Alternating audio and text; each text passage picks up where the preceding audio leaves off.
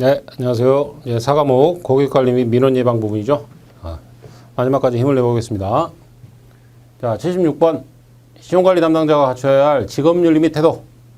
매년 나오죠. 직업윤리 태도. 사과목은 약간 윤리, 도덕 이런 시험 문제하고 비슷해요. 그래서 웬만한 일반적인 관념, 상식을 가진 사람이라면 풀 수 있는데 몇 개 좀 암기해야 될 부분들이 있거든요. 그러니까 그런 부분들을 좀 고려해서 공부하시면 됩니다.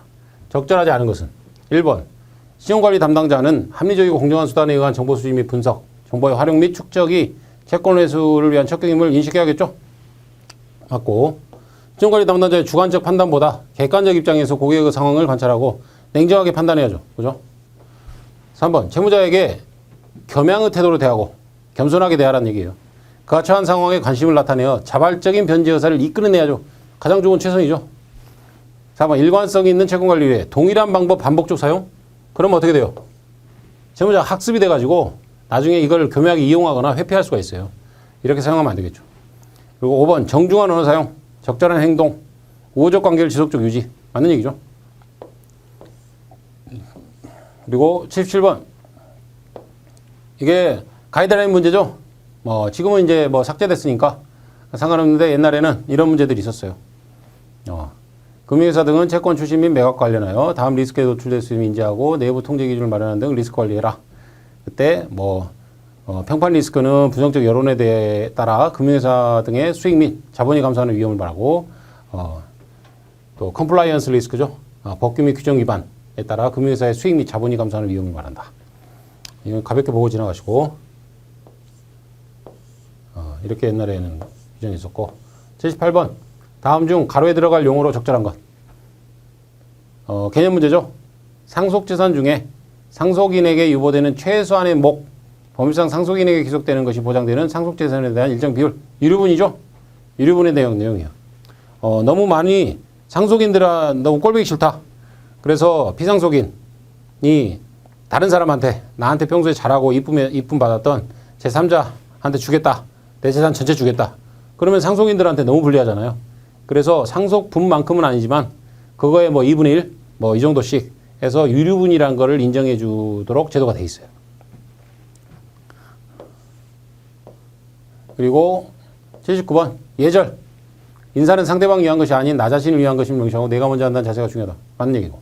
엘리베이터 안이나 복도, 계단에서 인사하는 경우나 자주 대할 때는 가벼운 인사, 목례하는 게 일반적이죠.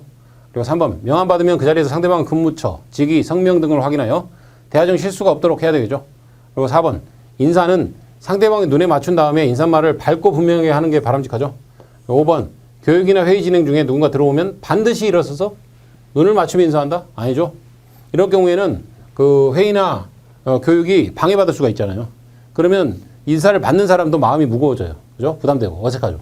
그러니까 그런 경우는 그냥 인사 안 하고 그냥 계속 진행하는 게 오히려 상대방을 편안하게 하는 겁니다. 80번 채권 추심 관련 금지행위. 이것도 채권 추심법에 관한 내용이죠. 정당한 사유 없이 반복적으로 야간이 언제라고요? 오전 9시부터 다음날 오후 9시부터 다음날 8시까지. 9시부터 오후 9시부터 다음날 8시까지. 9시부터 9시 뉴스. 옛날에 9시였죠. 그리고 8시. 이때까지. 얘는 방문하지 말라. 그런 얘기예요. 방문을 제한하는. 채권 추심법에 나와 있는 거니까. 시간도 잘 알아놓으시고. 그 다음에 고객의 불만을 고객 신뢰로 바꾸기 위한 노력. 적절하지 않은 것. 1번 고객의 타당한 불만에 대하여 자사의 실수나 잘못 인정, 진실한 사과와 보상을 행동으로 투명하게 불만 처리. 맞는 얘기죠? 2번 고객 불만에 대해 사실과 감정 구분해 들어야죠. 고객이 잘못 알고 있는 부분은 이야기 도중이라도 끼어들어 상대방 말은 일단 끝나게 해줘야죠. 상대방 말이 도중에 끼어드는 거 기분 나쁘잖아요.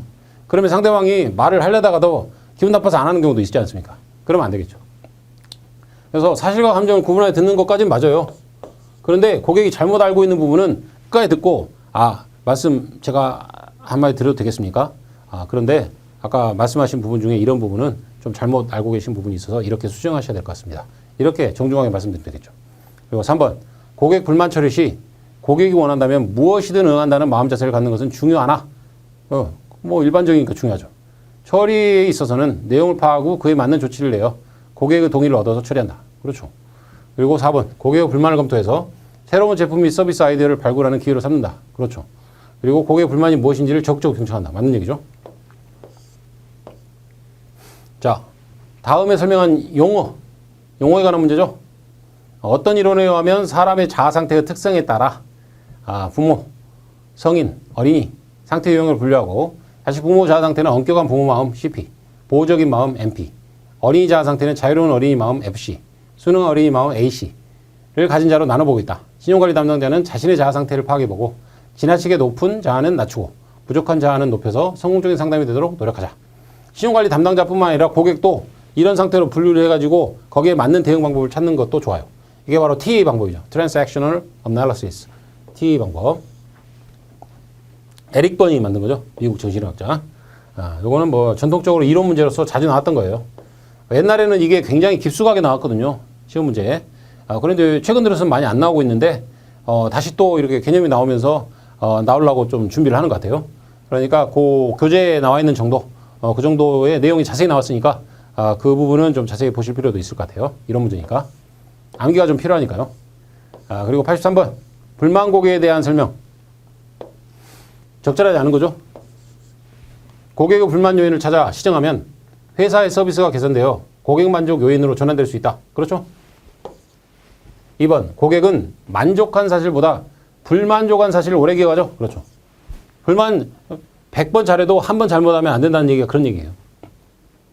3번. 고객의 불만을 잘 해결할 경우 고객의 충성도를 높인다. 오히려 반전의 기회를 삼을 수도 있죠. 이런 것까지도 해결해 주더라. 이렇게 이제 소문이 날 수 있잖아요. 4번. 사소한 아이디어 하나, 경쟁사가 제공하지 않는 서비스 하나가 고객에게 큰 감동을 줄 수 있다. 그렇죠. 5번. 일반적으로 고객은 불만을 자기 마음속에만 품고 있어 불만사항은 삼자에게 잘 알려지지 않는다? 아니죠. 칭찬은 인색하고 불만은 굉장히 많이 하는 편이 있어요. 어디 갔더니 뭐 서비스가 안 좋더라, 늦게 해주더라, 뭐 이런 거는 그냥 뒷담화로 많이 하잖아요. 그죠? 그게 인간의 속성이기 때문에 틀린 겁니다. 자, 84번. 신용관리 담당자의 업무 능력 향상 방법. 적절하지 않은 거죠. 자, 1번. 역할 연기 학습. 역할 연기. 학습을 통해서 습득한 지식을 실무에 적용할 수 있는 능력을 향상시킨다. 그렇죠.